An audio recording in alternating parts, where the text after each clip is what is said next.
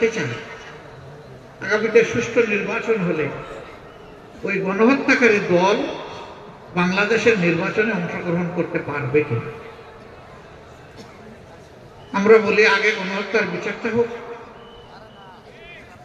ক্ষতিগ্রস্ত লোকেরা আগে তাদের ইনসাফটা পাক, তারপরে তারাই রায় দিবে যে ওনারা এই দেশে রাজনীতি করার অধিকার রাখেন কিনা।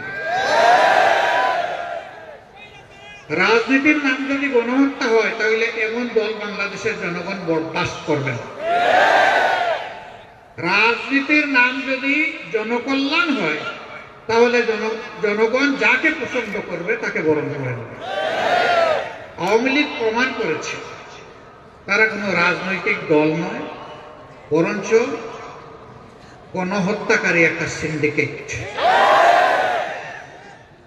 আমরা যা বললাম, আওয়ামী লীগ আদালতে গিয়ে তা প্রমাণ করুক যে আমাদের কথা সত্য না মিথ্যা। আমরা লীগকে আহ্বান জানাব, আমরা দল মত জাতি ধর্ম নির্বিশেষে একটা ইনসাফের বাংলাদেশ গড়ে তুলি, একটা মানবিক বাংলাদেশ গড়ে তুলি। চাঁদাবাজ, লুণ্ঠনকারী, দখলকারী তাদেরকে জানিয়ে দেই তোমাদেরকে আর বাংলাদেশ কবুল করবে না। ফেসিবাদ বিদায় হয়েছে, এই দেশে আর ফেসিবাদী হয়ে কেউ মাথা তুলতে পারবে না।